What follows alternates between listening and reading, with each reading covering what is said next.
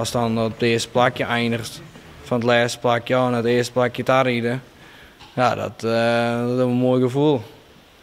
Als je in de Formule 1 haast, dan staat de snelste voorop. Bij u staat de snelste achterop.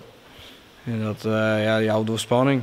Hij libbet voor het autoracen. Coureur Wiebe de Vries van Verwert. Met zijn monteurs riet hij het hele land terug om te racen in de Stockcar F1-klasse. In de loods van een boer in Hantem maakt zij de auto weer klaar voor dit weekend. Nou, het zijn zelfbouwde auto's. Helemaal van kokers en buizen en alles. Zelf een auto in de geflanst. En daar zit eigenlijk een heel dikke motor in. Die toernooileidt had bijna zo'n 100 pk. En daarmee rieden wij dus op een oval, op een modderbaan, zeg maar. Ja, vast een lietsbaan zie ik in die ding eigenlijk roert het.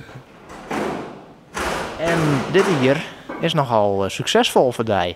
Ja, in het begin net. In het begin hadden wij gewoon een beroerde start gewoon.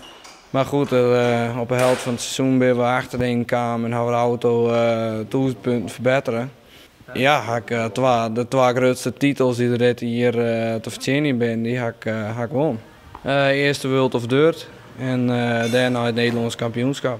Dat een coureur 2 van die grote wedstrijden achter elkaar wint, is uniek. Dat kan alleen maar met hulp van een hecht team. Want alleen rest het net op in de autocross. Nee, gelukkig niet. Ik heb een paar monteurs die helpen me altijd. Dus gelukkig hoeft het net alleen, want dat goed net. Dit weekend staan wij wedstrijden in Haarlem en Blauwhoes op het programma. Maar stiekem zocht Wiebe ook al wat naar Takomier, als het WK in Engeland een plak vindt. Om daar te winnen, dat is wel echt een droom. We proberen het natuurlijk wel, maar het wordt net makkelijk om daar te winnen. Ik moet nog maar eens zien dat een Nederlander daar wint. Maar we komen de laatste jaren bij wij nevens de Engels nog steeds sneller. Dus we komen in de buurt.